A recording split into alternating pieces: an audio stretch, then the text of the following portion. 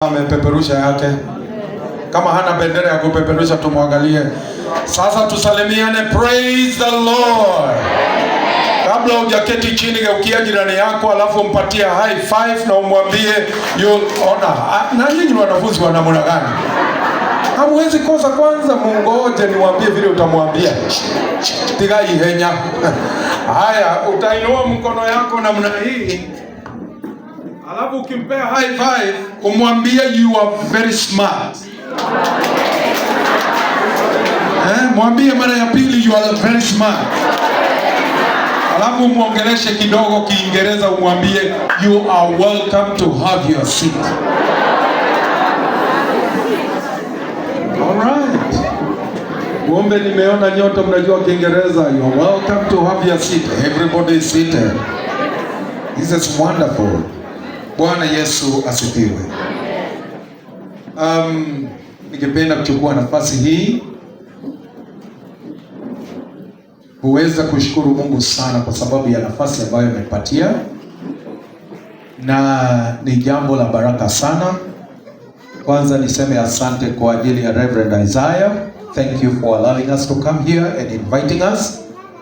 Thank you the pastors from the Church on the Rock. Thank you for coming. Na asante sana kwa kuletea huyu madam mrembo kweli kweli, na ni baraka kubwa. Church on the Rock is a very gracious church that I have known for years. Most of your leaders who are at the top level are my very very good friends. Sasa nikiona New Testament Church of God na Church on the Rock zinapatana kwa harusi hii ya Ben and Edith, mimi nafikiria hiyo ni collabo mzuri sana. Si ni ukweli It's a very good collabo and I'm very happy because we are the leaders of the churches, we love each other and we appreciate one another very much. So thank you all the pastors present and the Lord bless you. Mimi ninaitwa Francis Wamwea Wanganga. Na kando na kuwa mchungaji na mwangalizi wa makanisa katika maeneo haya, tuwafanya kazi hii pamoja na mke wangu, na nimekuja pamoja naye, na kwa hivyo nitampatia fursa hii aweze kuwasalimu. Akiwasalimu twende moja kwa moja. Ni sawa sawa? Upande hii wanasema ndio. Upande huu sijui ni kwa sababu bibi anatoka kwao. Mtaongezeka, msijali. Tutawaombea kabla hatujatoka hapa. Na nyinyi mkitoka hapa muangalie pande hii, na nyinyi mtoe msichana pande hii siku nyingine. Mambo inaendaga hivyo. So let me welcome my wife aseme jambo. Bwana apewe sifa. Amen. Haleluya. Amen. Salimie hivi. Amen. Amen. Bwana wabariki sana na watende mema kwa kukuja kuwa shahidi. Bwana apewe sifa. Tuko na furaha sana kwa sababu ya Ben. Alituambia amepata mtu na tukamuona na tunaona ni yeye. Bwana apewe sifa. Kwa hivyo bila kitabu ya Proverbs 18 verse 20 inasema ule amepata mke amepata kitu kizuri na anapata kibali kutoka kwa Mungu. Bwana apewe sifa. Kwa hivyo Ben utatusa Wambui, naye Wambui atatusa Ben, na wakiendelea kutusa mwingine kwa mwingine, Mungu atawapa kibali. Bwana apewe sifa. Favor from God. Na hiyo ndio tunaomba Mungu awajalie, awabariki. Kutoka leo watakuwa mume na mke. Tuwapigie makofi mazuri. Ben, we salute you. Thank you. Amen. Thank you so very much. Bwana aweze kuwabariki. Sasa geukia jirani umwambie ni nini umekuja kufanya hapa. Na akuambie kabisa amekuja kufanya nini.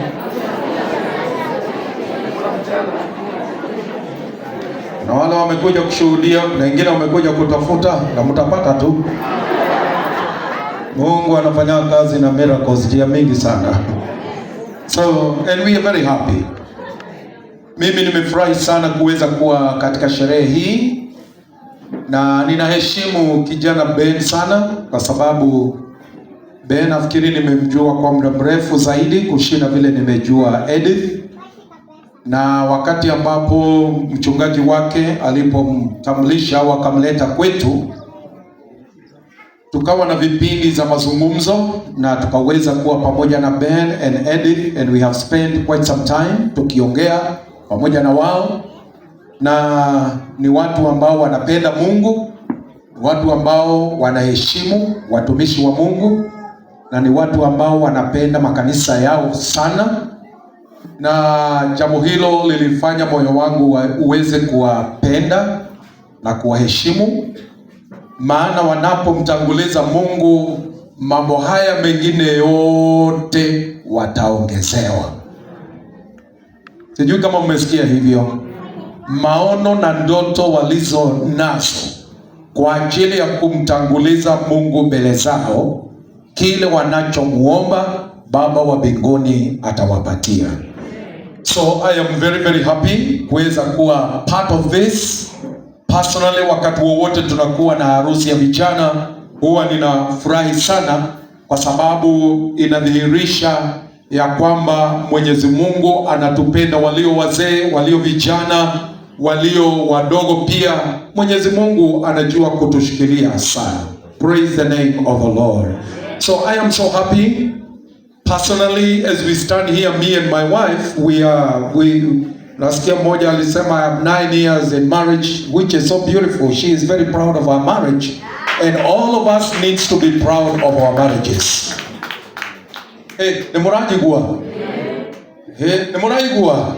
We need to be proud of who you are. If you are a single person, be proud that you are single today, but tomorrow the Lord has something in store for you. Praise the name of the Lord. So I and Terry, we have been married for the last 27 years. Sasa miaka 27, na bado ndoa yetu inaendelea kuwa mzuri na mzuri na mzuri. Si hizo ni baraka za Mungu. Na hatuna majuto, na kuambia there is everything that we request from the heart of the Lord. Young people that are here, as we celebrate Edith and Ben, ningependa mjue ya kwamba there is a lot of hope for you. Wewe tu simama, na wakati ambapo tunaanza kuangalia neno la Mungu kidogo, ningependa ujue harusi sio pesa. Jamani, hakuna mtu amesikia hiyo aseme amen hata kidogo.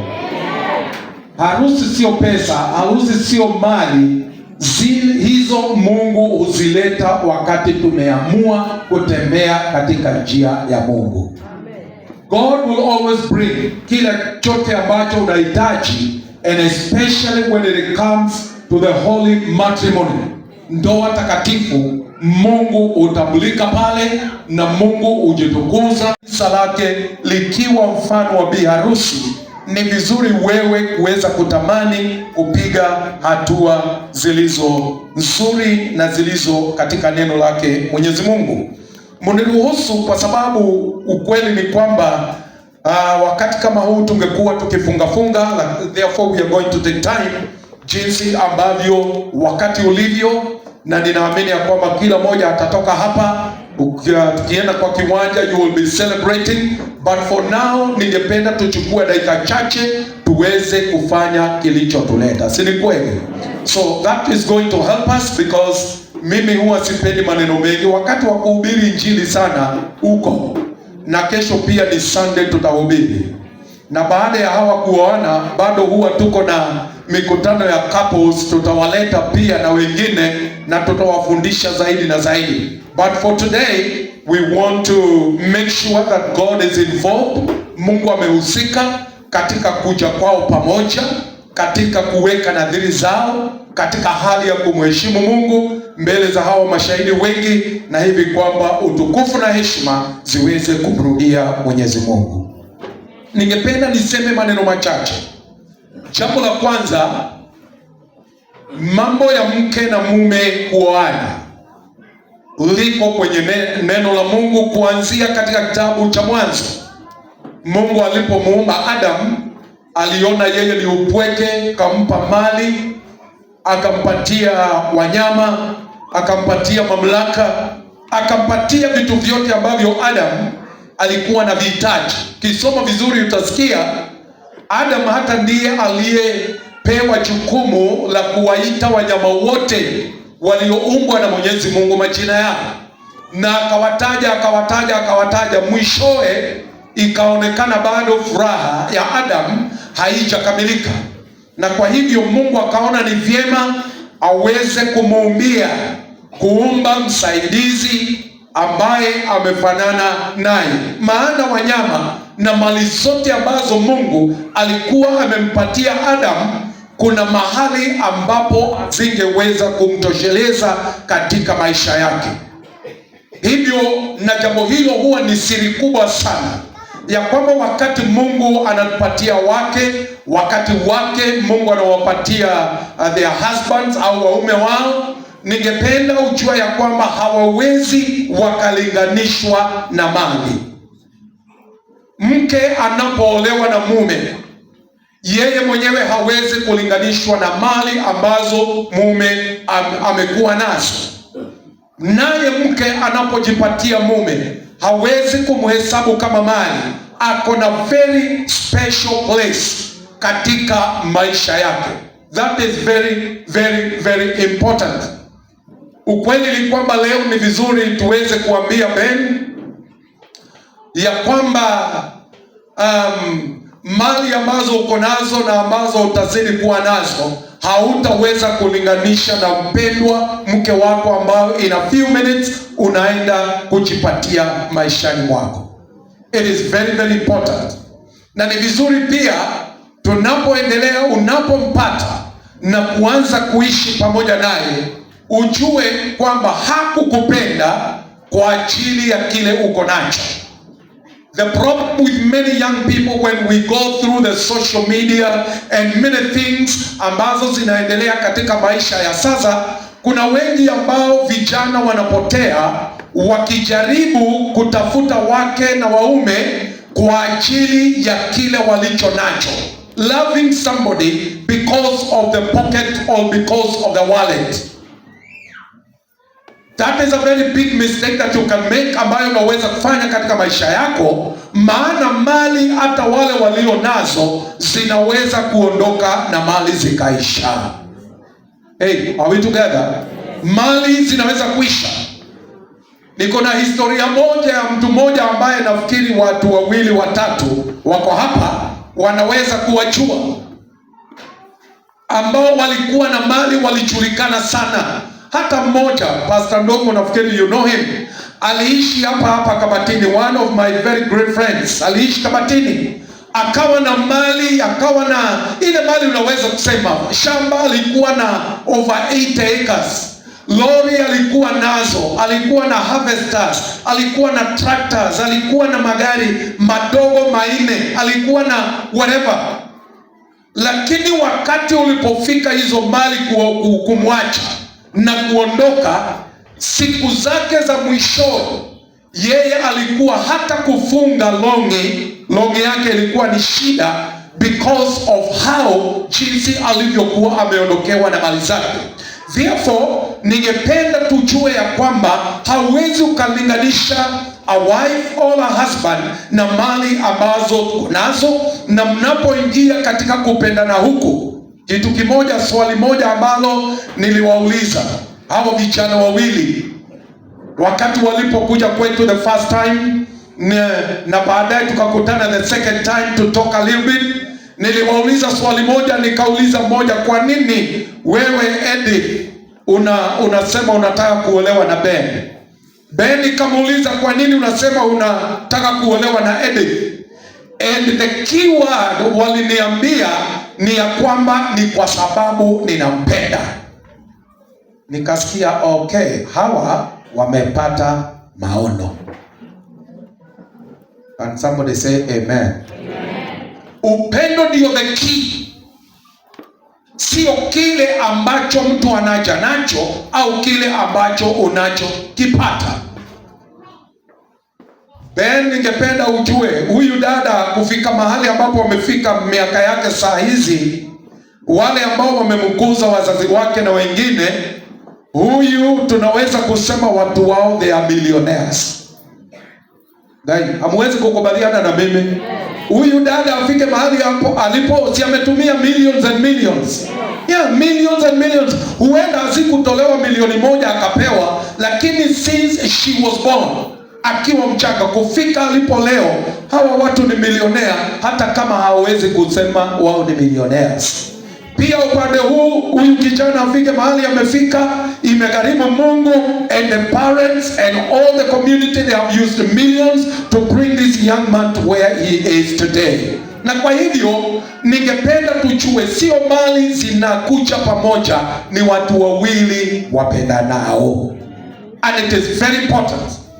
And allow me to read one scripture and then the rest of the scriptures, because of time, nitataja tu. But I wanted to read one of the scriptures in the book of Genesis chapter 2, na nitasoma mstari wa 24. Ningesoma mistari mingi, but allow me because of time just to read one verse, which is verse number 24. Na kwa Kiingereza this verse inasema hivi, Genesis 2 verse 24. That is why a man leaves his father and mother and is united with his wife, and they become one. Sasa ningependa kwa vile mumenyamaza kabisa, muingie kwenye class, maana nimewaambia we have a few minutes. Kila mmoja hebu rudieni nyuma yangu, tusaidie hawa watu wawili. Hebu semeni nyuma yangu, that is why. Ongea Kiingereza ndio hata neiba ajue unajua Kiingereza. Niache wewe. Sema that is why a man leaves his father and mother and is united with his wife, and they become one. Sema kwa sauti one. Inua mkono namna hiyo useme two become one. Inueni mkono namna hiyo. Hapana namna hiyo. Inua namna hiyo sema two become one. That is the reason why we are here. Maana hawa watu maisha yao wameishi mbalimbali, kila mtu kivyake. Lakini leo tunataka tuweze kwa uweza wa Mungu na kwa kibali cha Mungu tuweze kuwaunganisha katika ndoa takatifu na waweze kuwa mmoja. Na ningependa kuanzia hapo tuweze kuelewa ndoa nyingi huharibika kwa ajili watu hawapati matayarisho mema. Na jambo la pili, ndoa nyingi hufaulu kwa sababu ya watu kuwa very well prepared both psychologically na katika miili yao na maisha yao. Na watu wawili walio wazima wanapokuja pamoja, ni vizuri kujua ya kwamba kama ni Edith amekuzwa kivyake, Ben amekuzwa kivyake, na hobbies za zile ambazo tunaita hobbies au mambo ambayo Ben anayoyapenda sio yale huenda ndiyo yote ambayo Edith anayapenda. Kwa hivyo when we come together in marriage, wanapounganika pamoja, kila mmoja ni lazima aweze kuwa mtu ambaye anaweza kuadjust in life. You must be flexible because mumekuja pamoja, muungane, musaidiane, mujenge jamii, mutembee pamoja. Na kwa hivyo inahitaji kila moja in your mind, in your heart, in your spirit, be ready to adjust in your lifestyles. Ni vizuri sana.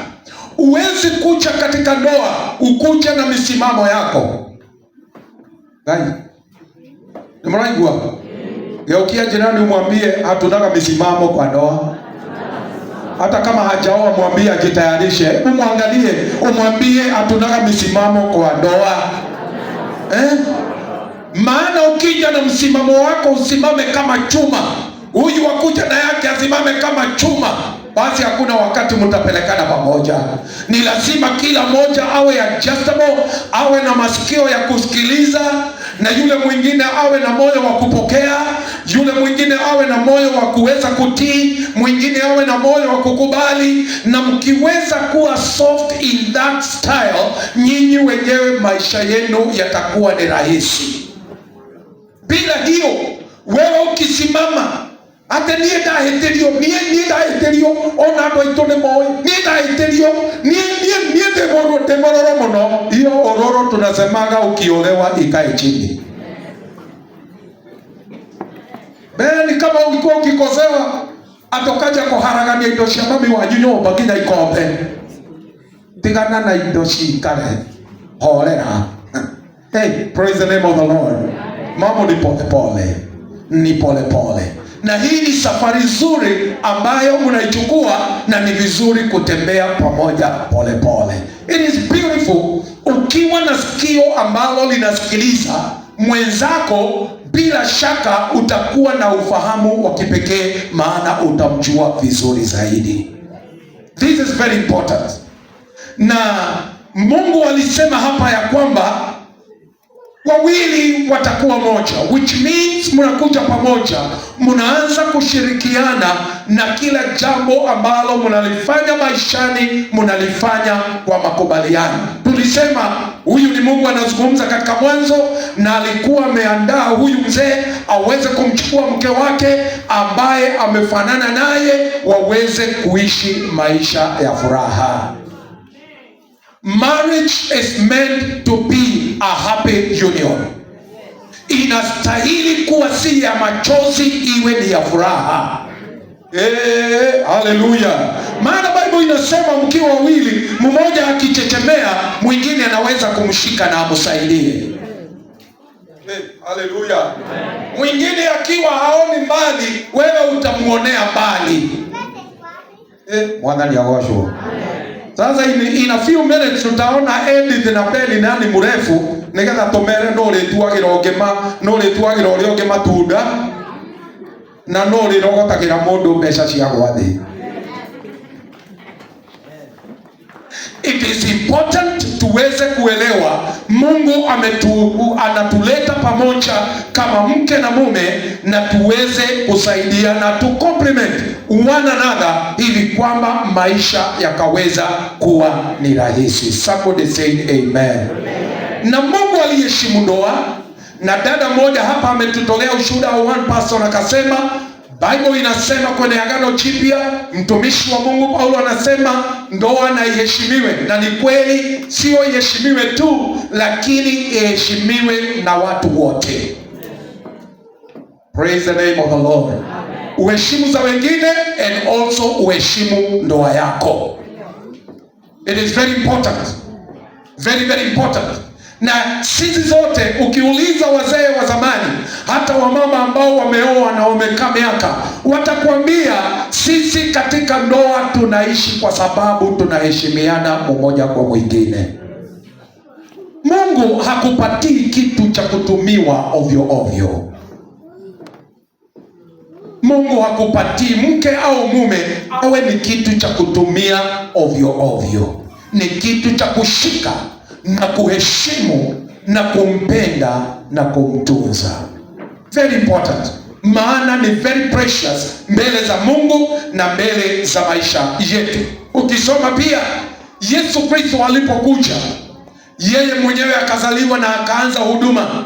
Bible inatuonyesha ya kwamba hata muujiza wake wa kwanza alioufanya Yesu Kristo, wale mnajua Bible inasema aliufanya katika harusi ya Cana of Galilee.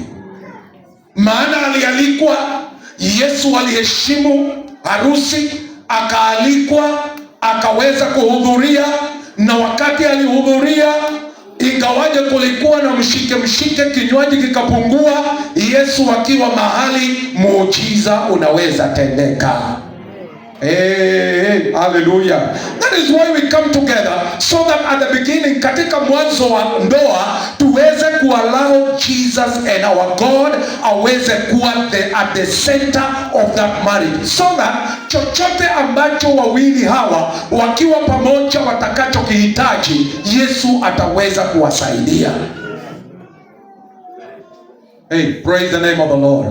Yeah, atawasaidia kama alisaidia wale walikuwa Kana ya Galilaya na hata hawakumjua sana. Akasema mumepungukiwa na hii, jazeni ile mitungi na nini divei ije, na ya kwamba Yesu Kristo ile ambayo ilitengenezwa na Yesu Kristo ndiyo ilikuwa tamu kushinda ile walikuwa wamekunywa mbele. Which means Yesu akiruhusiwa in a marriage, the marriage becomes a happy union and it becomes a happy institution, mahali ambapo wasio na baraka wanaweza tafuta baraka. Very important. And therefore kuheshimiana, kuvumiliana, wacha niongee hilo lingine. Kuvumiliana katika ndoa, it is very very important. Vumilia mwingine. Kama vile ambavyo tumesema, mmekuzwa katika njia mbalimbali, lakini sasa mnapokuja pamoja, mnatengeneza a new institution yenu wenyewe. Hai, hallelujah. Nasema mara ya pili, hallelujah. Therefore, hata kama uko hapa na pengine umetoka katika ndoa ambayo ina machafu mengi, au pengine ambayo imesumbuka, the secret is to allow Jesus to be the Lord not only wa maisha yako, but to be the Lord over your marriage. Awe Bwana sio tu wa kuniokoa, lakini Bwana ambaye anatawala uhusiano wetu na maisha yetu. Praise the name of the Lord. Na kwa hivyo ni lazima tunaweza kuvumiliana, tunaweza sisi wenyewe kutembea pamoja, tunaweza kutazama kila moja na mwingine, kutiana moyo, kujengana na kujua ya kwamba Mungu amekupatia yule na umushike kweli kweli. Somebody say amen. Leo Ben, in a few minutes tungekupatia Edith, umushike yeye na yeye peke yake. Macho ya kuona wengine tutaitabiria ikwende kabisa. Hai, tuwe hamwe. Si ni vizuri kusema? Tangaza, maana kuna haya Edith, wacha kuangalia chini. Kana ne kulikenora. Wewe Edith, ukishaolewa siku ya leo, uondoe macho kwa wengine wowote, macho yako ikae kwa bed. This is your choice today. Nawe Ben, this is your choice today. Na kuanzia hapo akuwe choice yako all the days you will live together. That is the prayer. Maana ukisoma lile andiko ambalo, which means when we come together, ni lazima tuishi maisha ya uaminifu pale. Wadhani kuna watu wanaamini neno la Mungu hapa? Muko? It is good wewe mwenyewe umshike mwenzio, umkupatie, and your eyes should remain to your partner forever as God gives you the days. Very very very important. Hivi kwamba usiangalie kushoto na kulia na wapi, maana ni kipawa cha kipekee ambacho Mwenyezi Mungu amekupatia. Na kwa hivyo tunapoangalia hilo neno ambalo nimetaja, Yesu alipokuwa pale alikuwa anadhihirisha ya kwamba yeye anaheshimu ndoa takatifu. And you know what? God is in this place. Ninasema Mungu yuko mahali hapa. Na Mungu yuko mahali hapa atende mema, na ataweza kukusaidia hawa wanaounganika na wale wengine mko katika ndoa. Mungu atawasaidia kwa sababu neno lake halibadiliki. Somebody say amen. Na mnikubalie, ingawaje niko na mahubiri mengi ya kuhubiri, ni vizuri hata tukihubiri na tutoe jasho na turukaruke, mimi ninajua Ben haelewi hii sana, Eddie haelewi hii sana, maana kuna kile kiliwalete, na sasa ni vizuri tuwasaidie kilichowalete wachukue, au ni aje? Wachukue. Hata mimi mumesikia nilioa 27 years ago, na siku hiyo ya harusi kuna watu walitaka kunikosea, maana walikuwa wanataka kuleta watu watoe ushuhuda, na nimendete kurehe muthuri umwe wa kanitha uria ugaga ni ndamugeithia itanauga ritwa riakwa ri ni hari na karwimbo nyendete. Sasa mimi nikiwa mmoja nilikuwa ninakaa pale kauga Ngai tuteithie matikamunendere, na unajua Mungu alisikia maombi muthuri ucio ndandeirwo imenya, maana kulikuwa na kile kilichodileta. Praise the name of the Lord. And I know this is why we are here this moment, na tunataka tuchukue the shortest time so that we can ask the Lord to be a blessing to these two that dearly loves one another. It is good to ask the Lord.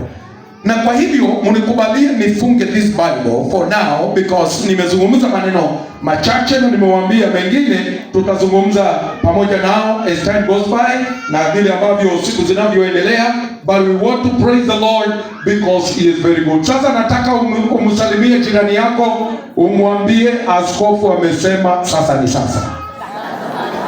Naona msalimie, mwambie askofu amesema sasa ni sasa. Mwambie kama analala aamuke, mwambie kama anasinzia azinduke, maana the time is now. I say the time is now. So kile ambacho tutakachokifanya sasa kwa njia ya upesi, tutauliza Edith asimame kwanza. Pia tutauliza Ben usimame mahali ulipo. Please Ben, stand where you are. Remain there. Naona nwaja gwifanga. Sinimwambia tu. Riu ni ajereria kinya gukuhiriria na nie ndinaga kuhiriria. Ben ndo tige horocio. Can somebody help Ben with a microphone? Sasa tumpeleke haraka haraka. Somebody help Ben. Ben. Brother Ben, pengine baada ya kusikia hii ushuhuda umetolewa na watu wengi mambo ya ndoa, pengine umechange mind. Pengine unasema agekoroko hii kamia ni hivyo abagotoro huo. Leo tuko hapa tukuambie na wewe shoko kayomenye githari hivyo tutiratigai. Tondo muhiki ni wa mwene lakini yetu ni mchele tu. Ukweli au si kweli? Hata naona wasimamizi wananiambia ni hapo hawaachi chakula. So brother Ben, bado unatamani, bado umeamua unataka kumua Edith. Ndio. Okay.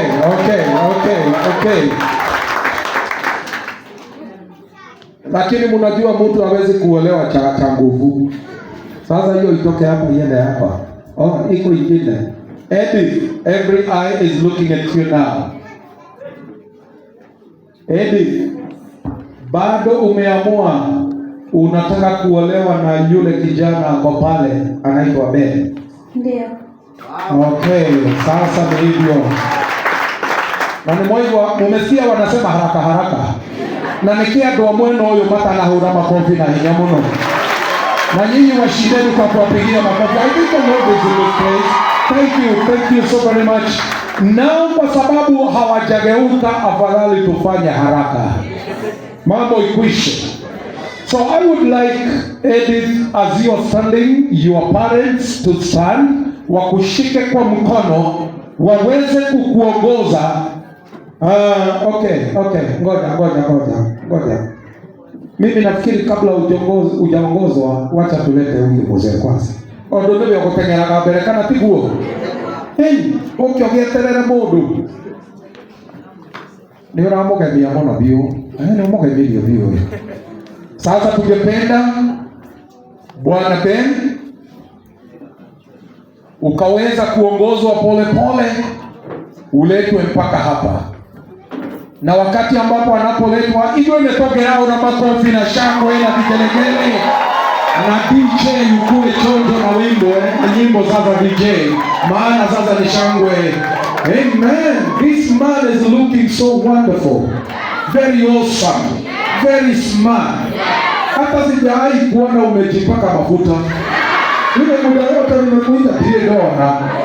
Omoze kaidwe hakile mapatai. Leo ni leo. So and then we are going to allow Edith aweze kuletwa pole na wazazi wake aletwe mpaka hapa. Na nyinyi mpige shangwe. Ile ni shangwe, makofi na furaha. The DJ is waiting for the song. I think the songs are coming slowly by slowly. Motigabi hapo. Wakobeni ni moyo wa kuhile na huko mama. Na hatutaki hivyo. Praise the name of the Lord. Sasa kile ambacho tungependa kufanya ni kwamba wazazi wetu, ningependa kuchukua nafasi hii washukuru sana. Asanteni kwa kutulelea hawa vijana wawili kwa hali na mali. Mumewafikisha hapo, na juu ya yote mkafanya heshima kuwaleta katika madhabahu ya Mwenyezi Mungu. Na ya kwamba vile mwaleta hapa, mmewapatiana tu sio mmoja kwa mwingine, lakini ni ishara pia ya kwamba mnawapatiana kwa Mwenyezi Mungu, hivi kwamba maisha wanaoanza waweze kuanza pamoja na Mungu. Shall all of us say amen? Sasa tungependa wazazi, nitawapatia nafasi msalimiane tu. Mkishasalimiana sasa wazazi mtarudi kwenye viketi, mtopigelea dua na wasimamizi wao. Tugeenda niende ule Mungu wenda, msalimiane, wacheni mikono yao msalimiane, na wale wengine mnashangilia hawa wazazi ni maridadi, washangilieni sana wazazi wazuri. Asanteni wazazi, mnaweza kuwa mnaketi chini, mtuachie hawa wawili, and together we are going to move on because the Lord is in this place. Shall all of us say amen? Ningependa tuweze kujua ya kwamba wakati ambapo tunapokuja katika harusi hii, bega anainama anainuka, anaangalia juu na chini, ala mahoya ile modo aibeni menani kwa aibe. Praise the name of the Lord. So I would like you to come a little bit closer, just a bit. Kwanza na wewe kuja kidogo, right there. Young man, smoke a little bit forward there. Kabla tujaendelea, itakuwa ni furaha ya kwamba kwanza pengine huyu amefunikwa na uone vizuri. Na kwa Bible kuna mtu aliletewa mtu usiku. Na inasema yule aliletewa hii usiku hakuwa yule alipenda. Jamani, mnasoma kwa Bible mnasikia hivyo? Aliletewa mtu mwingine, ilibidi aende kibarua tena miaka 7 ingine ndio apate yule alikuwa anapenda. So then in the presence of all these people, please, you are welcome. Uweze kumfunua hii, uone kama ni yeye, na ikiwa ni yeye tuambie ni yeye. Naona amefunikwa uso sasa, si hatuwezi kujua. Ndio hapa leo na mtambulisha kwenu.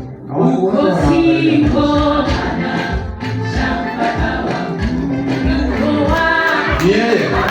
Amen. Anasema ni yeye kweli. Anasema ni yeye. That is so beautiful. That is so good. And na kwa sababu yeye ameona ni yeye. Praise the name of the Lord. I would like you to spread forth your right hand and your right hand with one another.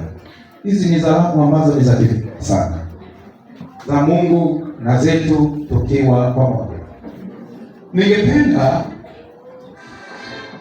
kwa vile mmesema mnapendana na mngependa kutengeneza familia yenu pamoja,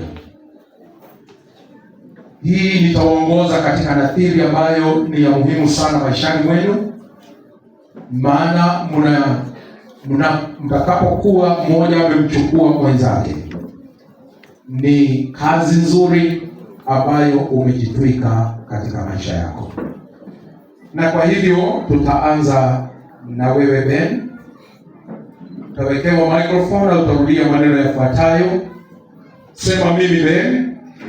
Mimi Ben. Nakupokea wewe Edith. Nakupokea wewe Edith. Kuwa mke wangu. Kuwa mke wangu. Niliyemchagua. Niliyemchagua. Nikiahidi mbele za Mungu. Nikiahidi mbele za Mungu. Na mashahidi hao. Na mashahidi haya. Kwamba nitakupenda. Kwamba nitakupenda. Nitakuheshimu. Nitakuheshimu. Nitakulinda. Nitakulinda. Na kukusaidia. Na kukusaidia. Katika ugonjwa. Katika ugonjwa. Na katika afya. Na katika afya. Katika umaskini. Katika umasikini. Na katika kufanikiwa. Na katika kufanikiwa. Na nitawaepuka. Na nitawaepuka. Wengine wote. Wengine wote. Ili kukutunza wewe. Ili kukutunza wewe. Na kuwa wako tu. Na kuwa wako tu. Muda wote ambao. Muda wote ambao. Sote wawili tutaishi. Sote wawili tutaishi. Pigieni Ben makofi. I think that is so beautiful. So beautiful. Beautiful. Na unasikia natamka maneno kama msomi kweli kweli. Unasikia vile? Sasa wewe umesikia. Okay, keep holding your hand. Keep holding your hand. Na maneno haya ni usiangalie dunia, angalia yeye ni wewe. Wewe unamwambia. These are your words kwa Ben. Just like Ben did, it is very, very important. Hebu nawe rudia mimi Edith. Mimi Edith Omwe. Na kupokea wewe Ben. Na kupokea wewe Benson Mwangi. Kuwa mume wangu halali. Kuwa mume wangu halali. Nikiahidi mbele za Mungu. Nikiahidi mbele za Mungu. Na mbele za mashahidi hawa. Na mbele za mashahidi hawa. Kwamba nitakupenda. Kwamba nitakupenda. Nitakuheshimu. Nitakuheshimu. Nitakustahi. Nitakustahi. Katika ugonjwa. Katika ugonjwa. Na katika afya. Na katika afya. Katika umaskini. Katika umaskini. Na katika kufanikiwa. Na katika kufanikiwa. Mpaka kifo kitutenganishe. Mpaka kifo kitutenganishe. Amen. Amen. Amen. Amen. Amen. Hey, praise the name of the Lord. Mumepiga shangwe na makofi mingi sana. Shangwe na makofi mingi. Makofi mingi. We are very proud of these people. Thank you. Agano hili ni agano nzuri sana na ambalo ni la baraka juu ya maisha yenu. Na ningewauliza swali ya kwamba kama kuna, baada ya kutoa nadhiri zenu, kama kuna ishara ambazo mngependa kumvalisha mmoja kwa mwingine, ambayo ungelipenda iwe ni ukumbusho wa nadhiri ambazo umeziweka leo. Kuna watu huwa wanavalishana pete, kuna watu hupeana maua. Siku nyingine nilikuwa South Africa, nikaona wengine wanapeana vitu zingine mbalimbali. Kwa hivyo kile ambacho mmeamua leo, if you have the rings, you want to kuvalishana moja kwa mwingine, this is the time, na itakuwa ni baraka sana sana sana. Ninaona kabla kanakuja pale, kanakuja na hiyo round nini naona. Unajua hapo kuna cameraman hapo nini inakuja hapo. Okay.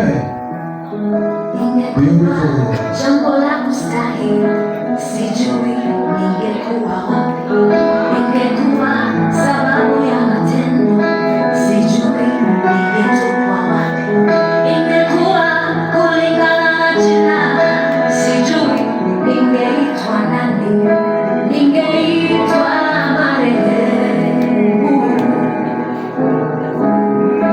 ningeitwa Militas,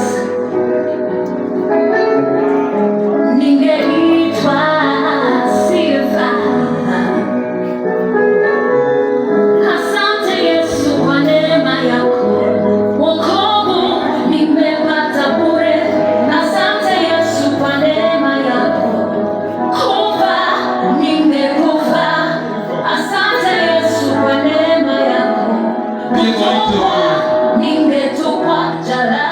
Tunaenda kuziombea and then we allow them to do what they have desired to do. Si ni sawa? Baba wetu wa mbinguni, katika jina takatifu la Yesu Kristo, kuna pete ambazo zimeletwa hapa, ambazo zimekwisha kuletwa na hawa wawili waliopendana. na kwa sababu wamekuheshimu Bwana kwa kufunga ndoa takatifu, tunakuomba ya kwamba wanapozichukua na kuweza mmoja kwa mwingine wavalishani, ziwe zimebarikiwa nawe, na kila wakati ziwe ni ukumbusho kwa upendo usio na mwisho, njia ya kuweza kumtazama mwenziwe na kumlinda na kumkinga, wakiwezeshwa nawe, kwa sababu wewe ndiye mweza wa kila jambo. Twaziombea ya kwamba zimebarikiwa na zimetakaswa, na ya kwamba zitakuwa pia ni baraka juu ya maisha yao, na ni katika jina nzuri la Yesu Kristo Bwana wetu tumeziombea. Zote tuseme amen. So here they are, you know which is which. All right? Which is which. Naona wasimamizi wenu wanasema sasa usikilize mimi nitakwambia. Nyinyi ndio mnajua gani ndio gani. Sasa utachukua mmoja atamalisha mwenzake. Okay, you listen that. Unaonekana hivi kama kama kidogo. Okay. Lift this hand up. Lift it up. Onyesha watu wote waone. Onyesha kabisa juu. So, then utaweza kumvalisha kwenye kidole hiki cha pili kutoka kwa kile kidogo. Na sababu tumezungumza maneno mengi, sasa nitakuruhusu napomvalisha, sitakwambia maneno. Mimi niliambiana zamani. Sasa wewe, huyu ni mpenzi wako.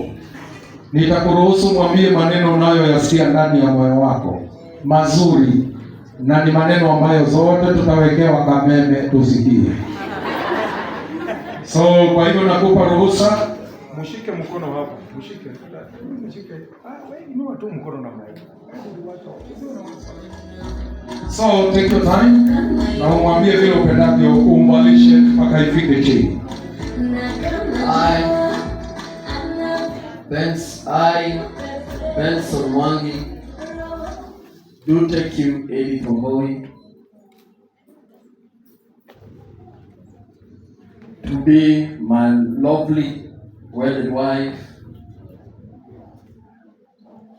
wakati wa shida na wakati wa furaha, takuwa na wewe. Amina.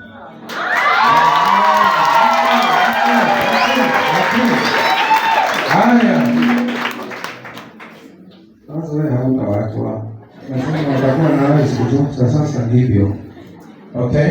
Then you may lift your left hand, please. A little higher. It's not very short. Alright. Sasa na wewe Eddie, maneno matamu, si lazima urudie vile anasema. Maneno yako ya moyoni, mwambie Ben, yeye ni mpenzi wako, kwa hivyo mwambie and that will be okay.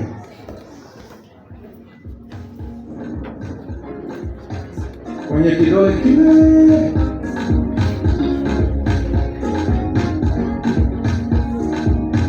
Haya, wimbo itulie kidogo, tusikie hii maneno, hata sisi tumewasikilizaji. My husband to be Benson Mwangi from now, and from the moment that I met you, I loved you from that day. I swore never to leave you. I'll be there with you forever, for better, for worse, until death do us apart.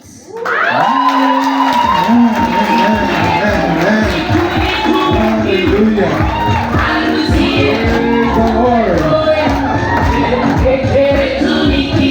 Pigeni makofi na shangwe vizuri sana. This is so beautiful. This is so beautiful.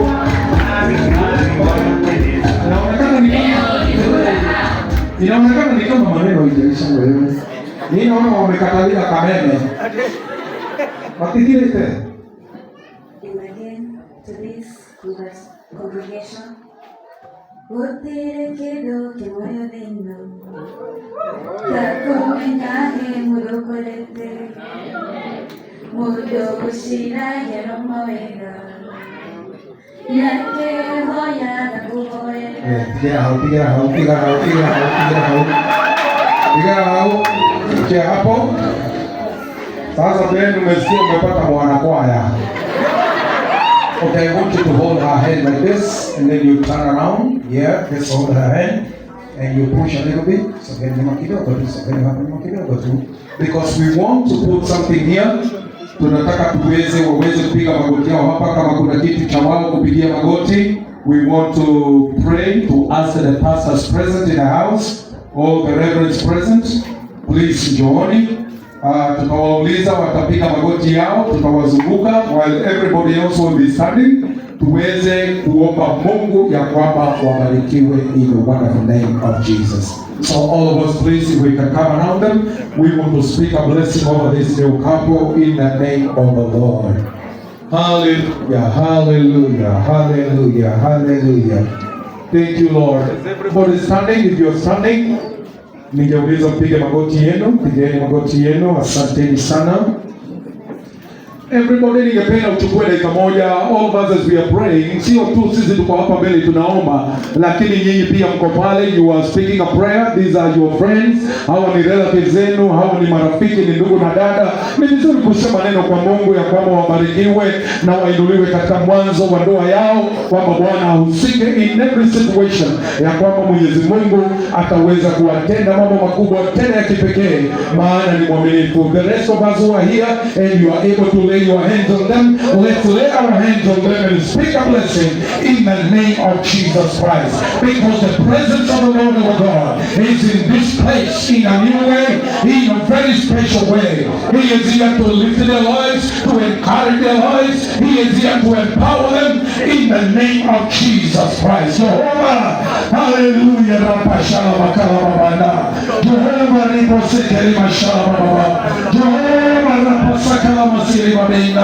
wewe ni Mungu, wewe ni Mungu, wewe ni Bwana, wewe ni mwajabu, wewe umejawa na rehema, umejawa na ukuu, umejawa na uwezo, Bwana na Mungu wa uzima, wewe umejawa na kibali cha kipekee na ambacho hushushia watu wako. Leo tuweka mikono yetu Bwana juu ya hao watumishi wako, tukitangaza wamebarikiwa Bwana. Hawa ambao wamekuheshimu, tumeomba ya kwamba waheshimu Bwana, wamekutanguliza katika maisha ya ndoa yao, tunaomba ya kwamba wameinuliwa katika jina la Yesu Kristo. Bwana wa Bwana, hakuna kisichowezekana kwako, na wote ambao Bwana wanakutumainia hawawezi wakaingia katika aibu. Leo katika jina la Yesu, kama watumishi wako Bwana, tunawazungumzia baraka, tunawazungumzia baraka, tunawazungumzia baraka katika mwanzo wa ndoa yao, katika mwanzo wa maisha mapya, katika safari ya maisha ya ndoa. Jehova, umebarikiwa in the name of Jesus. Tunaombea Pena ya kwamba Pena amebarikiwa maisha yake na kutafuta kwake katika kazi yake. Bwana, hautaruhusu Pena aingie nyumbani kwake mikono mitupu, lakini utambariki, utamfanikisha katika shughuli zake, katika matamanio ya maisha yake. Twasema fanikiwe katika shughuli na kazi ya mikono yake. Pena barikiwe na ainuliwe. Twabariki maisha ya Edi Bwana, ya kwamba amebarikiwa anapounganika pamoja na Pena, na Bwana wanakuwa mke na mume. Twasema ya kwamba wamebarikiwa katika shughuli zao, wamezingirwa. Ndoa hii tunasema ibarikiwe na ilindwe na wewe, wewe ambayo umeianzilisha Bwana. Ndoa hii haitavunjika, ndoa hii haitasambaratika, na maadui wote ambao watajaribu kuinuka kinyume na ndoa hii, leo tunawatangazia hawana nafasi, hawana nafasi katika maisha ya ndoa hii. Lakini ndoa hii imeunganishwa na Mungu na itadumishwa na Mungu. Wabariki hawa kwa mali, wabariki kwa watoto, wabariki Bwana hata kwa marafiki, wapatie favor katika ndoa yao Bwana, hivi kwamba wanapoishi wengi watatamani Bwana kuwa kama wao, wataweza kuleta utukufu katika ndoa yao, katika kanisa lako na pia katika mwili wako Yesu. Na kwa hiyo tunawazingira kwa uwepo wa Bwana, tunawazingira by the precious blood of Jesus, ya kwamba watembea hapo utukufu wako utawatangulia mbele na nyuma. Bwana, wewe utawalinda katika jina la Yesu. Asante Bwana wa Bwana, Tunaombea hata jamii zao mbili ambazo wametoka kwao, ya kwamba Bwana utawafanya wamoja, utawapa kuwapenda na kuwapa hekima, ili kwamba wawasaidie jamii hii iweze kuinuka, iweze kustawi, iweze kuwa na utukufu katika jina la Yesu. Kwa hivyo hizo jamii mbili ambazo wametoka Bwana, wasema wasiwe na hofu, wasiwe na wasiwasi, kwa maana Bwana wewe mwenyewe unawatunza na kuwabariki. Bwana tunakushukuru, asante kwa ushindi wako, asante kwa kibali chako. Wewe Bwana, tunaomba hawa wawili watakuwa baraka, sio kwa mmoja kwa mwingine, lakini mfalme wa wafalme, watakuwa baraka kwa kanisa lako, watakuwa baraka kwa jamii zao, watakuwa baraka to the community, na ya kwamba wengi watajifundisha na wao, maana Mungu wewe upande wao. Kwa hivyo tunaweka mikono yetu juu yao, tukitangaza hawa ni mali ya Mungu, hawa ni mali ya Mungu, na ushindi wa Mungu uko juu yao, na ya kwamba Bwana wewe unawapigania. Asante kwa upendo walio nao, kwamba ya kwamba upendo huo udumu, heshima hiyo idumu, na uwape kila kitu wanachokihitaji kuhakikisha kwamba maisha yao ni salama. Asante Bwana wa mabwana, tumekushukuru, tumekuabudu katika jina nzuri la Yesu Kristo, Bwana na Mwokozi wetu, tumeomba na hata tumeamini. Amen. Amen.